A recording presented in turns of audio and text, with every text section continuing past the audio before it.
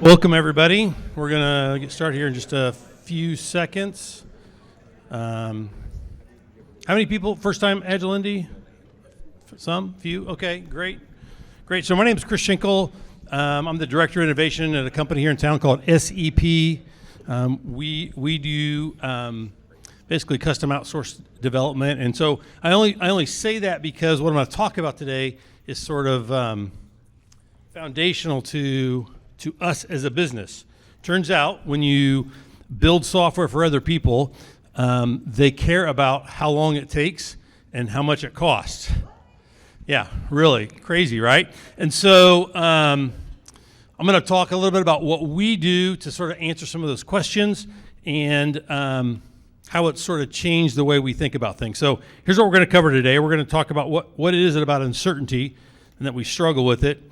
We're going to talk about what is a Monte Carlo forecast. So if you're familiar with Monte Carlo, that'll be review for you. Then we're going to walk through what I call a real-world example. We're going to walk through a scenario where I'm going to show you how we use some tools. Now, because of time, I'm not going to be able to go into a lot of detail about how to use each of the tools. The tools are spreadsheets. They are available for download. There's a link at the end where you can go to and get all that stuff. But if you have questions and want to talk about it, I think one of the easiest ways to learn, and I've have often done this with companies, is just sit down and in your domain walk through one of the spreadsheets and sort of help you figure out how to apply it. So more than willing to do that. We'll talk about briefly how assumptions and dependencies sort of fit into that. We'll leave some time for QA, and like I said, at the end there's a link where you can download everything. Now, what I'm talking about with relation to Jeff is really more of that output piece. How do we be more predictable? I'm going to assume you're already doing what Jeff said from a build to learn versus a build to earn. Now we are in the build to earn phase. We have decided, we've tested and validated some of these ideas are good, and now we're trying to figure out can we actually build it in the time and money allowed. And how do we know, how do we figure that out? All right, so anybody familiar with this dude, H.P. Lovecraft? Anybody? Great, okay, so famous author, whatever, right? So in 1927, sort of wrote this and sort of ties into like the strongest and oldest emotion of mankind is fear. And the oldest and strongest kind of fear is the fear of the unknown, right? And so Jeff talked about it a little bit. I mean, we don't know how much something, if people are going to use it, we don't know how much something is going to, what the value or ROI is on it. One of those questions that I think we can get better at answering, though, is how much and how long is it going to take? So what Lovecraft recognized after lots of research is that our brain is uniquely vulnerable to uncertainty. As humans, we hate uncertainty and will do almost anything we can to eliminate it. In fact, several studies have shown that people are willing to accept worst outcomes in exchange for the removal. So they've done some studies where using sort of a gambling mechanism where people were willing to take like worse odds, lower payouts, if they got the answer earlier than if they had to wait to figure it out. Like, we hate waiting, we hate uncertainty, and so we oftentimes make choices and do things to reduce or remove uncertainty that doesn't work in our favor. And I think there's better ways to address that. So, as humans, I think we naturally fall into one of these two buckets. We either see events as certain, and therefore they can be managed through planning, processes, and reliable budgets. How many people would say that's the world they live in their organization? Well, that's okay, few, yeah, right?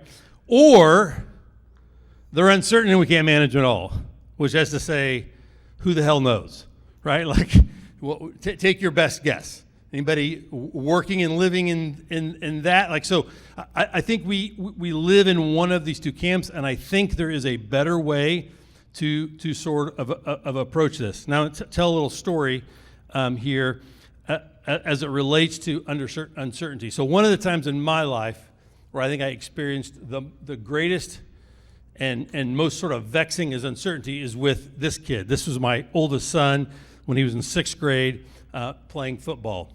And during this game, he actually fractured his back. He broke he had three fractures in his lower vertebrae, and we didn't know it at the time. He actually finished the game. We actually won the game. It was the greatest comeback ever. But anyway, not the point. Had pain for a long time. Couldn't figure out what it was.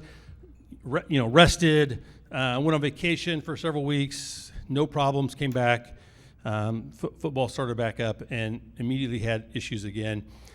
So we were obviously concerned, went to specialist, ortho, did all the x-rays and everything else, and he basically said, look, we need to put him in a full body cast.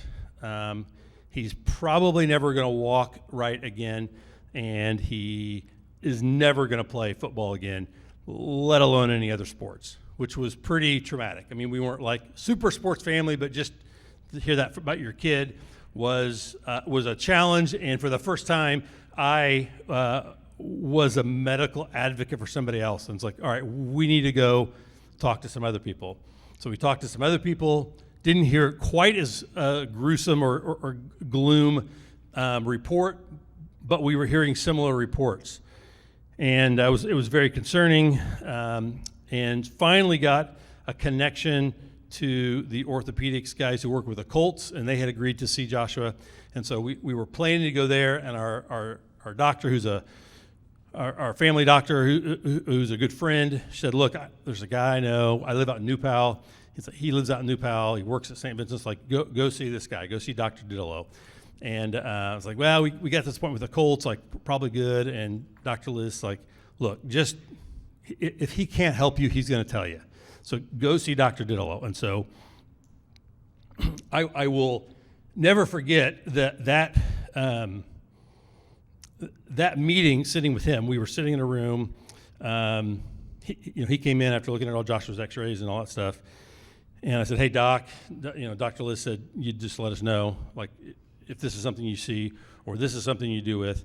We have an appointment with the Colts, right? But, what would you, where are you at on this? Like, or should we just go see them or whatever?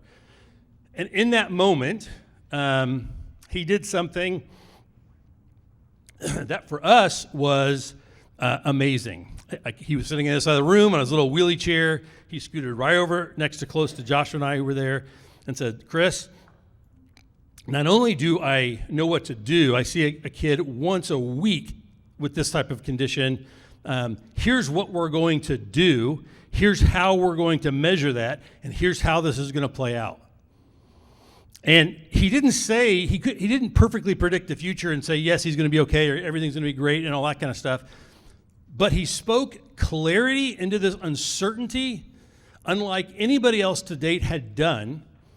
And I will never forget the sort of that feeling of having that uncertainty sort of removed. Now, I'm guessing in your organizations, you're not dealing with those type of situations.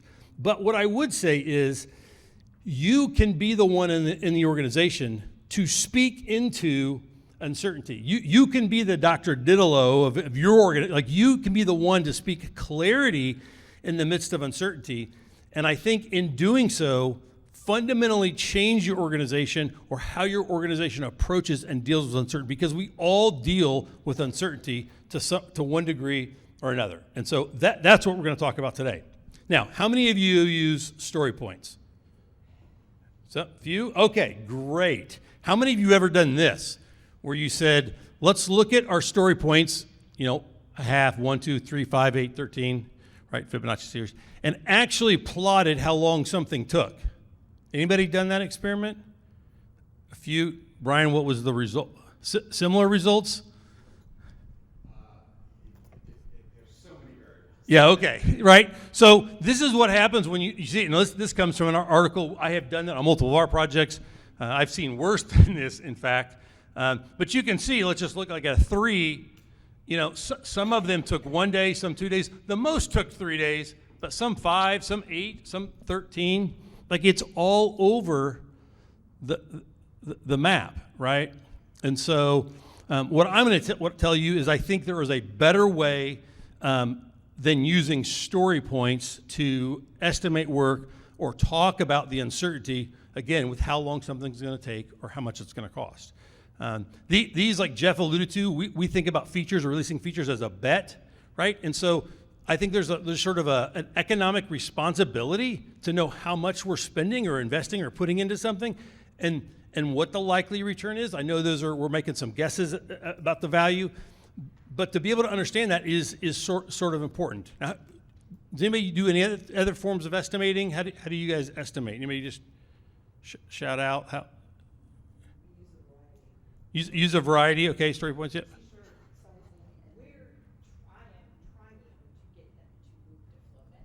Okay, flow metrics. Yeah. I find lots of different ways to do it. I have tried personally lots of different things. What I'm going to show you today, though, we started doing as an organization probably maybe not quite 10 years ago, but getting pretty close. And I think it's fundamentally changed the way we think about managing software projects and how we go about it. So the method we're going to use, or what we're going to talk about, is this idea of a Monte Carlo simulation. So as a quick definition, a Monte Carlo simulation is used to model the probability of different outcomes in a process that, and here's the key part, cannot easily be predicted due to the intervention of random variables. Anybody deal with random variables? Yeah, okay, right, we all do. So it's a technique to understand the impact of the risk and uncertainty. I've heard somebody say it helps us understand what future uncertainty looks like, right? And I think that's key. Now, these are used everywhere. So your weather forecasting, you might argue, well, that might be working against me here, but like for the most part, we're pretty good at predicting. Like they use Monte Carlo. We're working with a company who helps manage the power grid from Canada to the Gulf. They use Monte Carlo forecast to predict that. We use it for lots of different things. It's used in finance. So this is not a new idea, not a new concept, but relatively new applying it to software. All right, so how does this work? So the first thing we're going to do is we're going to build a model, which is just, it's a simple model based on our set of assumptions. We all have assumptions when we're starting to work, how long it's going to take, how much we can get done, how much work is there, right? Then we're going to run a series of simulations, right? So we're going to run the model to generate a single outcome, and then we're going to run it again and get another outcome, and we're going to keep running it and get all these outcomes, and then we're going to map the results as a probability distribution. So we'll look at all the results, and we'll look at it as a distribution curve to be able to visualize the different possible outcomes and how likely they are to occur or not to occur. So we're going to walk through different. So let's walk through a little example here. Let's say you're on a team, you average 10 stories per week, you've got 80 left to complete. How long is it going to take you to get it done? I know it's early, it's not a trick question. 8 weeks, perfect, right? So I said 10 stories, we're using basically like throughput. You could just as easily use story points or number of tasks or whatever to sort of think that. And just to point out, there's some assumptions baked into this, right? We said the model is a model, and it's a collection of assumptions. We're assuming how many stories we can do a week. We're assuming we have an assumption about how much is left to do, but for now, let's stick with that. So the model we're using is essentially this. We're using a size growth pace model. And I would say that this is pretty much what we all do. Talking about how many miles it's going to take to get someplace, or how long it's going to take the trip, or how long is it going to take to get the dishes done, whatever, right? Like somehow, like how much work is there to do? Like how much size is there? Is it going to grow? Like are we going to find new work? What's the likelihood that this is going to get bigger through the process? And then how fast can we complete the work, right? So finishing stories in software, moving a pile of rocks, like, right? Still same thing. Like how many are there? How fast can we move them? Are we going to find new work? And so what I want you to understand, in all the models and stuff we're doing, like this is as complicated as the math gets.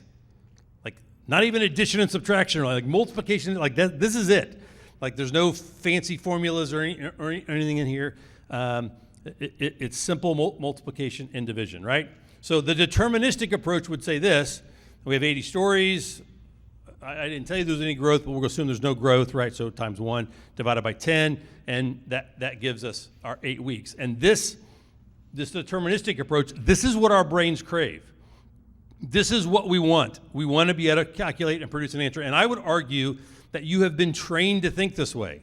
All the years of school, all the problems you're given in school, for the most part, is we have confined the problem such that you can produce an answer, and I can grade it and tell you whether you're right or wrong. And so we carry that over to our worlds we live in today. And I would argue that for the most part, we don't teach probabilistic thinking in schools. We teach more deterministic. And as a group of humans, we're horrible at probability, horrible at it, right? We often treat problems deterministically. If you've never read this book, it's a fantastic book to read, super fun. Sam Savage was stats professor at Stanford. I think his dad was there as well. Super fun read. Well, I was an engineer and probably a little bit of a nerd, so it was fun for me. Maybe not for you, but so here's take that same problem. Here's a probabilistic approach. So what I want you to understand is a probabilistic approach, like sort of the definition I want you to walk away with is it's math using ranges, right? That's what it is. So how long? Let's say, well, Chris, there's maybe 80 to 100 stories, and it could grow 1 to 3 times. And man, depending on the week, we could get 5 things done, and we could get 12 things done. Like if I ask you to calculate this in your head, a little harder, right? A little more difficult, and the reason is there's not one answer. There's lots of answers, and I would argue this is what our software projects are like. There are lots of possible outcomes. Some are more likely than others. And so how do we figure out what that is, right? And so let's go back to our simple problem here, 80 stories, 10 weeks. We do a burn down, subtract 10 every week, right? We get to 0, and we say it gets to 0 in 8 weeks. That's how long it's going to take, right? And this is sort of basically just using averages and sort of doing a deterministic approach. Right, so if I changed it and just still said we had 5 or 80 stories left in the total backlog, but we do 5 to 12 a week, right? Like, all right, well, the first week we do 8, and then maybe we do 5, and then 10, and we do this, and we get down, and we come up with 10 weeks. And to do this represents one simulation. The way I like to think about this is, let's pretend we have a die that has the numbers 5 to 12 on it, and you roll the die, and whatever number comes up between 5 and 12, that's what you subtract off. Like that's effectively what Excel is doing.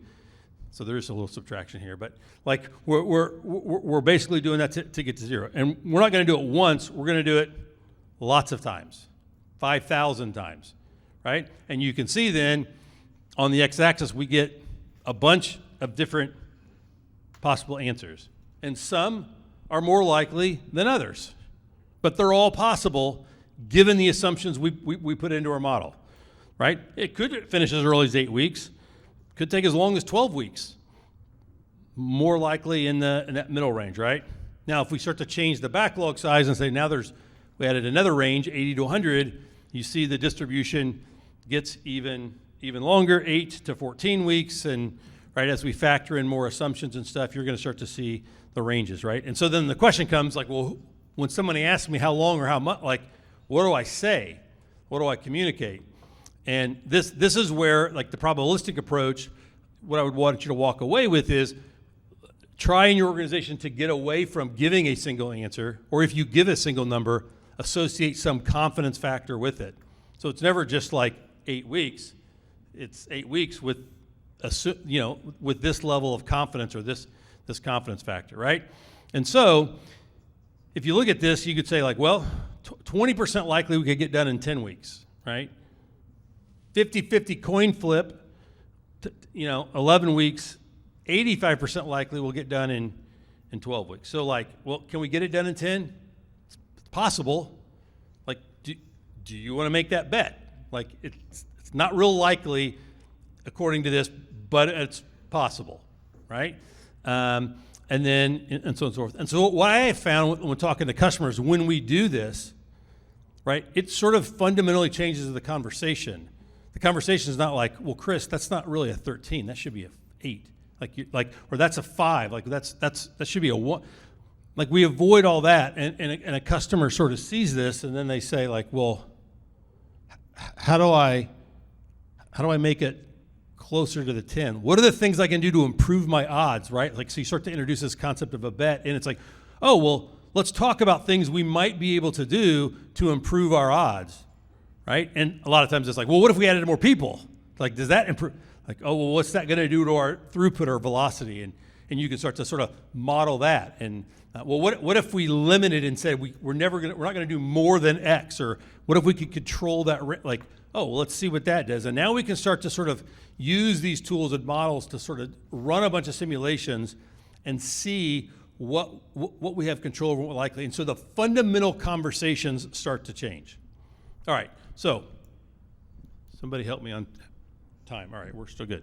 All right, so we're going to walk through sort of a quick example of how to use these, and I'm going to use them in a couple of different ways. So I'm going to show you 4 spreadsheets, 3 of which are going to do some forecasting. We're going to hit these fairly quickly, but again, this is where if you want more about them, happy to hop on a Zoom call, or our office is in welcome to come and sit down and we can talk through stuff. But I'm going to go through these a little quickly. So here's what we're going to do. We're going to pretend like we're on a team and we're responsible for the online payment processing for our organization's SaaS app. Customers right now, they're asking for additional payment options. There's a new payment card provider that's offering us less fees, has better fraud detection, and we're currently seeing sort of an increase in credit card fraud attempts from Europe. And to ensure the credit card data is securely stored, the system has to be PCI compliant. And we know at the end of the year, there's always this audit, and it always takes way longer than we think. And so, and most customers renew in Q4, and so the business really doesn't like to make updates to billing features like during or around Q4. And so given the context, here's what they're asking. The business, product and marketing, they've brainstormed a bunch of possible features and thinking about how to get this new credit card payment provider in. And they want us to answer these 2 questions. 1, can and should we change payment providers before the start of Q4? And what can we safely get done by the start of October or November or December? Right? Anybody get asked questions similar to this, like this? Okay, these are the questions that I feel like I get asked all the time. Now, it's October now. I've done this presentation before, and like it was earlier in the year. So we're going to assume we're like start of Q2. Like we'll assume it's like early April when we're getting asked this, and we're trying to make this decision. So I'm going to walk you through how I would go about answering these questions, right? So the first question, can and should we change payment providers?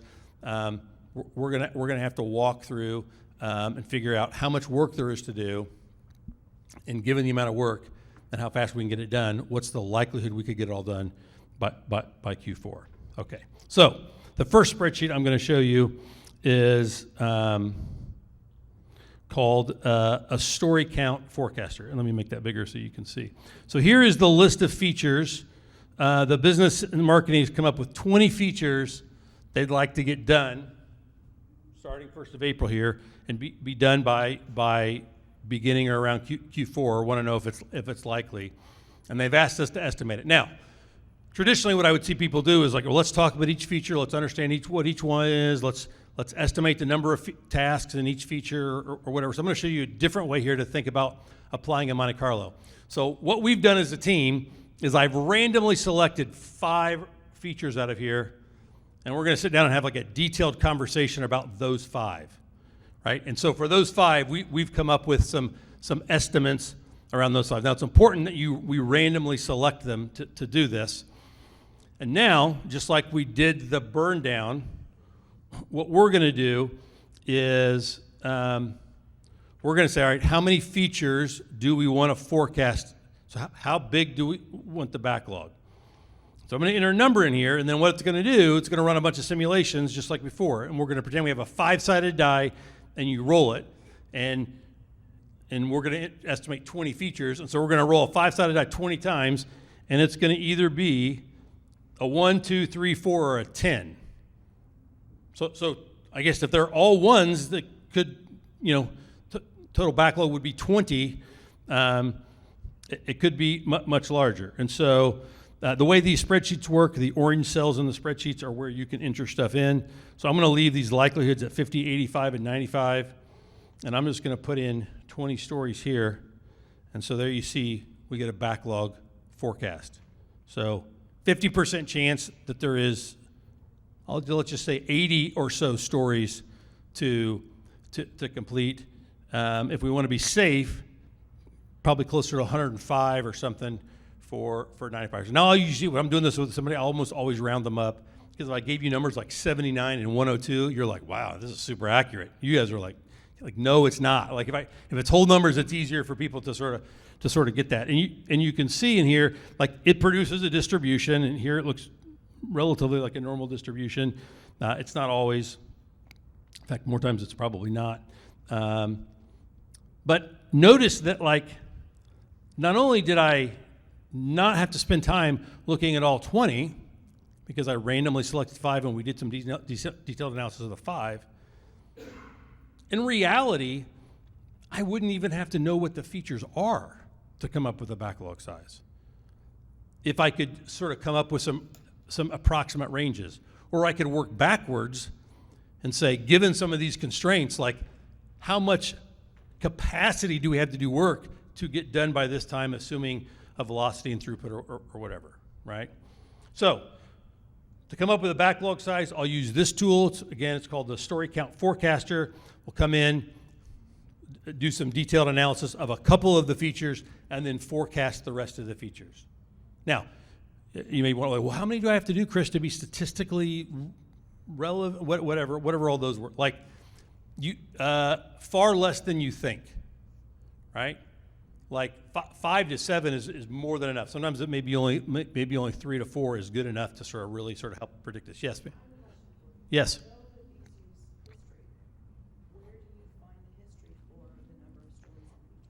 Yeah, so the question was use history. So we actually don't use history a lot of times. If I have it, we do, but we form new teams for new projects, and if it's a new client, a new team, and maybe new tech stack, we make some guesses, right?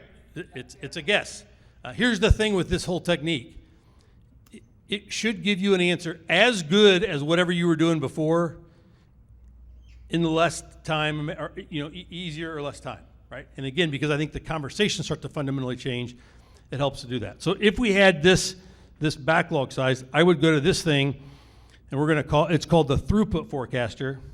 And again, we're just focusing on the orange cells. And so it's going to ask me for my low guess and my high guess for the backlog. So I'm going to say 80 to 105. I'm just going to round those up, make some things. Now it asks me this thing here. How well, ignore that error, that's me changing something that I screwed up. Anyway, what's the complexity of the scope? Is it clearly understood, somewhat understood, not really understood? And we'll say for this example, it's clearly understood, but what that's going to do is basically add a little multiplier in there, and in the spreadsheet you can actually configure what that is. The thing is, we work with a bunch of engineers, and if they actually saw what the numbers were, then they would play and numbers to play the game. If I ask you for this, like with language, how well do you understand it? Would you say it's clearly understood or somewhat understood? Like you can sort of like remove from like the numbers. Engineers thinking about, like, they know the math, they figure out how it works, they figure out what answer they got to give, it's no, well, we don't really clearly understand everything. It's, okay, great. Now there's this thing called split rate. I want you to just think about this for now as just the growth. What's the likelihood the work is going to grow? When we get in and start doing the work, how likely is it going to turn into more stories? So I pick up a story. What's the likelihood of it becoming more stories? If you don't know or don't have an answer for this, 1 to 3 is always a good guess. It's a good place to start. And that, I would say, over a decade, has been sort of like, a software community has sort of bore out. People I do this, I know that's just an easy starting place. And that feels high, and our engineers will always bump it down. I can tell you, after doing round tripping, like 1 to 3 is always pretty good. It's better than you think. So that says for every one of the 80 to 105 stories, every one of those could turn into 1, 2, 3 stories, okay? just to be clear what that is. All right, now it's asking for throughput or velocity. We'll say we're doing 1 week sprints, and let's say in that sprint, worst case, we're going to get 5 things done. Best case is going to get 12 things done, and I love this. And again, the language here I think is really great. Worst case, best case, and most often. What do we most often see? So this creates a little bit of a triangle distribution, and it helps us sort of really not be overly optimistic with the numbers we're going to put in there. And then, this is important, this team is only going to focus on this work, or, well, we got other stuff we got to take care of too. So that sort of factors that in, right? Now, one of the things I sort of skipped over quickly was, but up here, you have to enter a start date. The number one reason projects are late is they don't start on time. And if you think about the spreadsheet as a model we're building based on a set of assumptions, one of the assumptions is when we're going to start, right? If you open up Google Maps and you punch in a destination, notice what it gives you. It gives you like time, how long it's going to take. It doesn't say when you're going to get there until you hit go, and it thinks you're actually starting. It's the same thing here. I can't pick a delivery date if we don't know when it's going to start, right? And not only does it assume when we start, it assumes that there is work in the backlog, and it assumes we understand what it is, and it assumes that first week we can minimally get 5 things done, right? If not, something is flawed. So when we enter all these in here, it produces this nice little distribution. So let's go back to our question. We're the credit card payment processing team. Business wants to know, can we get all these 20 features done? We really want to get them done before Q4. Like, what do we tell them? It's like, well, Q4 I think starts in October, right? So 60% chance it could be done at end of September. Like, how good do you feel about that? Feel good? Not so good? But it could take as long as January, right? So middle of December. What should we do?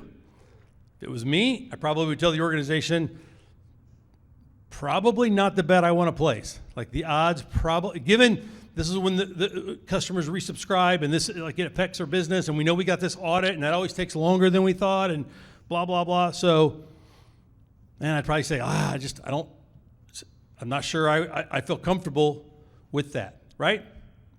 But again, I'm not saying no. I'm not saying like definitively yes. I'm saying there are a range of possible outcomes, and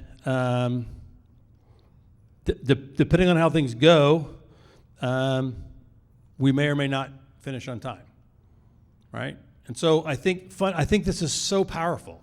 I think this is like fundamentally starts to change the conversation around giving estimates or completion time. Okay? Now, that was the first question. Can and should we change payment providers at the start of Q4? Probably not. Which then leads to the next question. Fine. I'm not happy, but I'll trust you. What can we safely get done? So, similar question, but slightly different. And for that, we use two different tools. So the first tool doesn't have any Monte Carlo forecasting in it, but it's a cost of delay spreadsheet. There are 4 different or 3 different models down here. We're choosing the simple one for here. We've asked the business to sort of narrow down and come up with what are the small number of things like really for like an MVP or something you really want to get done. I can say that Jeff's not in here.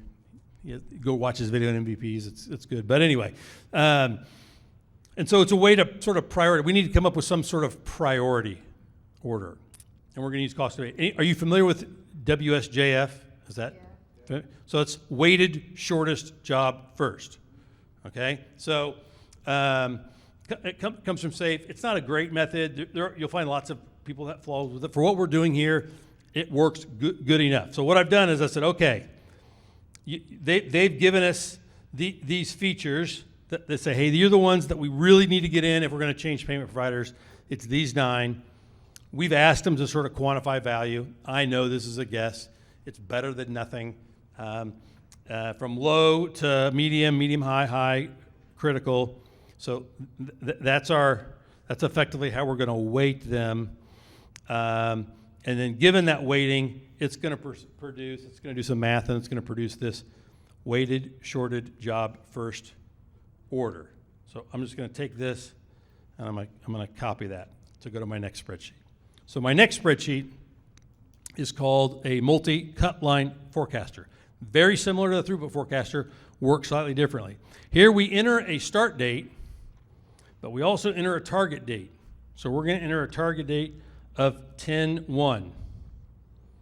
And then it asks us for a likelihood. So what's the confidence factor you want? I'm going to leave it at 85%. We want to be fairly confident. Now it's just split rate again. So I'm going to choose 1 to 3 again. We have our 1 week sprints, and we're going to use our 5 to 12. Now this doesn't have the triangle distribution in this spreadsheet, but for this it works okay. So we have a distribution of 5 to 12 for our throughput, and then over here to the left we have this sort of multiplier which allows us to factor in different variables for months. So like you can see November, we're only probably working 80% because Thanksgiving is there, and Christmas it's probably only 50%, and that probably matters if we're trying to predict the end of the year. And then I entered those same features in the same order that were in the cost of delay spreadsheet. And then this first column is the start order. So I'm going to take our order that I copied out of there, and I'm going to paste it in here. All right, so I put the order in there based on what the order was from our cost of delay. And according to this, which is sort of surprising to me, unless I screwed something up, it says it looks like we can get all of these things done by 10/1.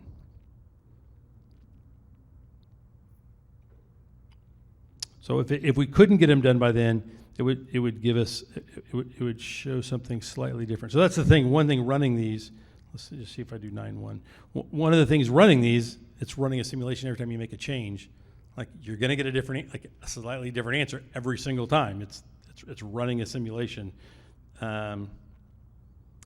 So now in this case, if we're looking at 1st of September, it's saying all the green check marks is like we're pretty good at getting these things done.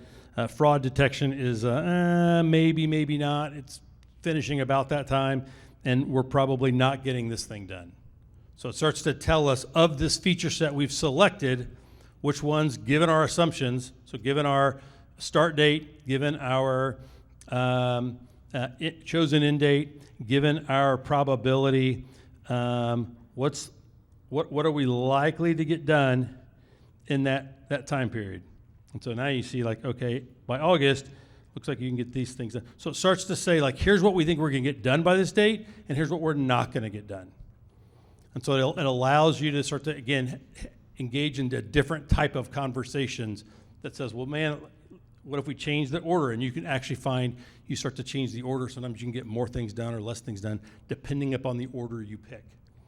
Right? And so it gives us the ability to do that. Now, all of these are doing effectively the same thing, a Monte Carlo forecast, right? Which is effectively running a bunch of simulations, like if we rolled the dice, plotted the results, just like we did in the burn down, and get a distribution of possible answers that then allows us to have different conversations. Does that make sense? Quickly showed you all four. They're all four in the download at the end. Again, happy to walk through them. There's other stuff in there that I didn't talk about. You're probably, what does this do?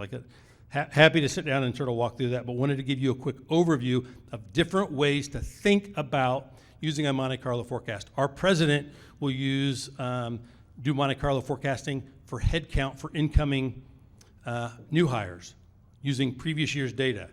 He uses it to do some revenue predictions. This has not only changed the way we quote work or talk about work with customers, it's fundamentally changed how we even think about the business as a whole. So I would tell you, anytime you're in your work and you're trying to calculate something, metrics or whatever else, and you're using an average, like stop and ask yourself, like, would a distribution, a probability distribution, be a better way to go about this? And if it is, like, there are these simple tools and stuff in Excel, simple models to build a forecast to allow you to answer those differently. Does that make sense? All right, so there's the tools we walk through. Now, we got all tools from this dude, Troy McGinnis. You can go to his GitHub and get the tools. He has lots of other spreadsheets out there and lots of different versions of them he's created. He's building a new tool called Hey Casey that's using AI to do some strategy type stuff. It's pretty interesting. But this is a guy who's been to SEP multiple times and done training with us and got to know pretty well. But that's where all this stuff comes from. I'm not smart enough to come up with these on my own. So, so somebody taught us, sharing that with you. Okay, in 3 minutes, let me just quickly sort of say, this whole idea of assumptions is really key.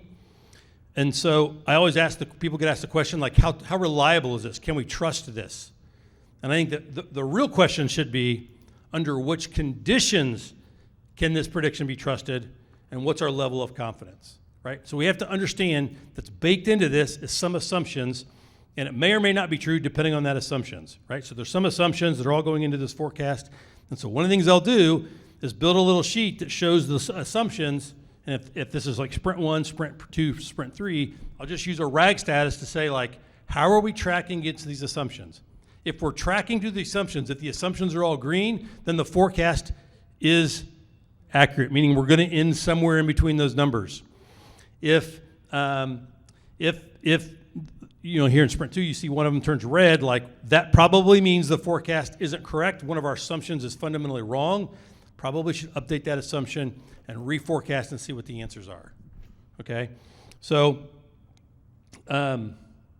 like that's the sort of the critical thing about assumptions. Assumptions, really, the biggest assumptions we make all the time are around dependencies. Here are 4 types of dependencies I would tell you it's important to sort of think about. Knowledge dependency, something you need to know. A task dependency, something you need to do. A resource dependency, something you need. And then a product dependency, somebody else, other team you're working with, you got to coordinate to get to work, right? And so a dependency is a blocker that hasn't happened yet, right? It is a realized, it is a risk that if it materializes is going to block work. And so it's important to look at those. And I just want to show you, I know we're basically out of time. I want to show you one thing here really quickly that I think is certain. So here we go back. This is our throughput forecaster we're on. We're looking at it, and you can see we have this distribution here.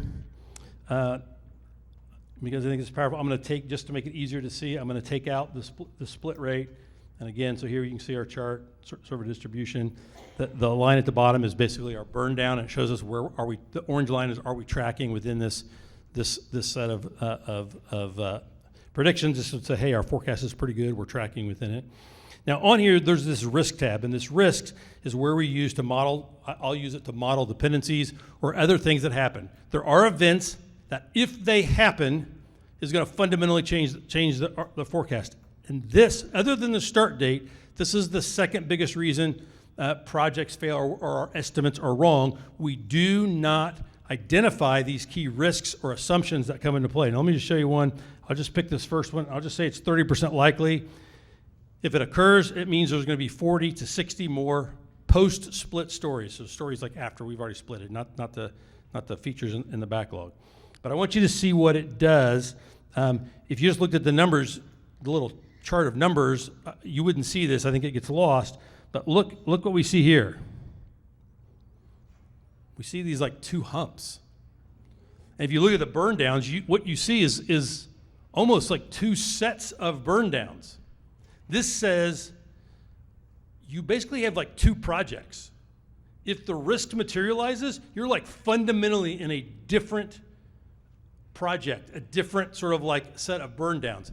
And if it doesn't materialize, you're in the first one. And it's this idea, these risks like make this fundamental difference about where we are or how things are going to end up. And so you create these two things. If I go back to this risk, and I even make this like a bigger impact, right? Like it starts to become even more apparent. Which this is to say that, like, whatever the number of these weeks are, I don't know. Like, they're not possible at all. You're either over here or you're over here, but you're not in the middle because of these risks. So it's these risks that start to be this fundamental thing you need to, like, build into your forecast to help you understand what you're going to miss. So start date, and then these risks or assumptions are key. We've bid work with a customer, and they came back and said, man, we want to do work with you, SEP, but, like, you're twice as much as everybody else. Like, what gives? And so we went back and said, well, here are a list of our risks or assumptions we've made. Are the other people considering these assumptions? They went back and talked to the other vendors, and they said, like, no, they're really not. Like, we took ours out, and we were, like, right in the middle of everybody else. And so then the question was, do you want us to leave them in? We put them in because we've worked with you before, and we know these are likely. Like, these things are going to happen. So you want to put them in or not? But then again, the conversation changes. How do we mitigate these risks? What are the things we can do to lessen the impact or reduce the likelihood that one of these would occur so that we bring the forecast in? All right, I'm over time. I'll be here all day. Happy to hop on a call. Appreciate you guys being here. Thank you. If it was helpful, let me know.